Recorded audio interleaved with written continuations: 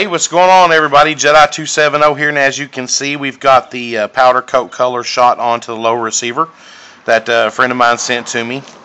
Massive difference, if you ask me. I really like the way he had it, that distressed look, but I'm not ready to do my WE in that distressed look, so it went back to black. This paint is just so incredible, and the way I do this is I have taken a color that I discovered just by trial and error, and took it to a local body shop supply company and told them this is the color I want, but I want it like 10 times harder. And this is what they came up with for me. Absolutely beautiful paint. It works nice. It stays the way you see it now very nicely. Now this piece right here, this pistol grip, was also done in that color and clear coated.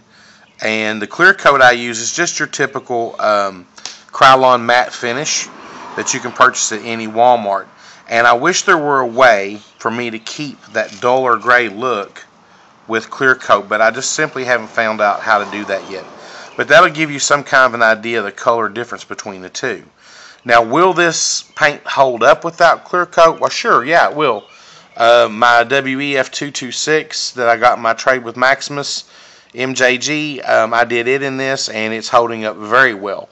And as I use it, it gets that used real firearm look to it, and the patina is just awesome, and it just works out nicely. But to give you some sort of idea, now we can see this trademark's a lot clearer. You know, you got your Colt, and you got your Colt Firearms Division there. I mean, it's just a beautiful piece. We've done the inside. We've done both sides there. We've made sure we had total coverage, the mag pull there. Amazing. Now, one of the things that I've talked to you guys about until I'm blue in the face, and I have no problem doing it again, is the fact that WE is a true 1-to-1 scale replica. And a lot of people always say, Jedi, what's that mean? You know, there's some people who are going to say that. So not everybody has been around airsoft as long as we have. So we have to, you know, foster these new players. But basically, 1-to-1 scale means it is the exact dimensions of a real steel weapon. And WE is one of the best values out there that does the 1-to-1 scale.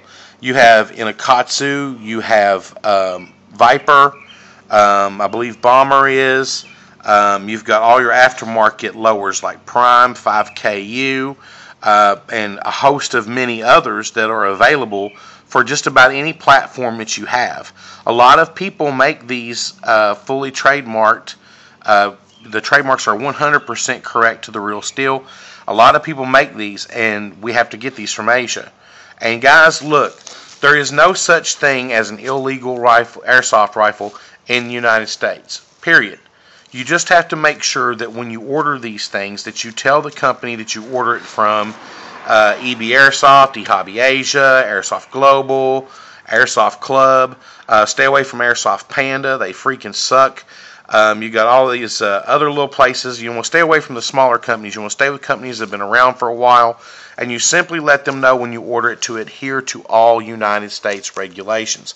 This means that they're going to cover up the trademarks with this black putty, and they're going to use a real soft orange paint on the tip that comes off really easily. So, and the putty comes off these trademarks very easily. These guns are not illegal to have in the United States. There's nothing wrong with having them. I myself was under the impression that the Inakatsu was. It's just hard to get them in, you know, and you got to do the right things to get them in. And, you know, this is something I'm going to show you real quick. This is a Magpul Generation M2. And this one is actually on a Facebook group right now for trade, along with this other one I'm going to show you. And there's another one exactly like this. This is a real steel Magpul magazine shell that can be modified. To fit your WE mags. Okay. This one I haven't gone completely through with it yet. I've marked it with an orange wax pencil there to let whoever gets it know that's where they want to cut it. You want to be very careful when you cut it. You don't want to overcut it, and you want to cut down in here and get that open for your gas release valve. Don't cut this out until you've measured where your gas release valve is. okay? Because if you go too far, it's going to wobble around in your receiver. But you're not going to be able to do this with a G&P. It just simply won't work. There you go. That's a real steel mag shell sliding into a WE lower. That shows you how one-to-one it is. Now right now you can see down in there the detent for your mag catch. It's perfectly set up, and if you look, right there's that orange line right at the very edge of the top of that bottom receiver. So this thing's ready to go. Guys, shoot me a PM if you want one of these. Let me know. Right here is a real steel EMAG.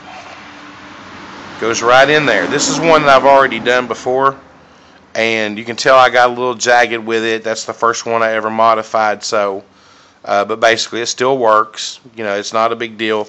I'm basically just throwing this one in with the other two on a trade. And what I'm looking for in a trade, guys, this way I can reach you all here. What I'm looking for is to build up my pistol collection. I'm looking for a WE XDM 3.8 compact. Doesn't matter what color it is. Doesn't make any difference whatsoever to me. Okay. I'm also looking for a WE M&P, or also known as a toucan. That makes no difference to me. And I'm also looking for the WE G series, G18, G17, G26Cs. You know, it makes no difference what color. Those are some of the stuff that I'm looking for when I'm trading off these mags. You're like, Jedi, I mean, these mags ain't worth that much. You know what? They are. These things cost me almost 40 bucks a piece. Okay? They're extremely hard to get a hold of right now with everything that's going on. They are expensive. But if you want that realism in your WE, I would suggest trying to trade for them, and I'll do you right on them. Okay? But that just gives you some kind of an idea just how one-to-one scale WE is. And WE is one of these companies that puts out stellar products.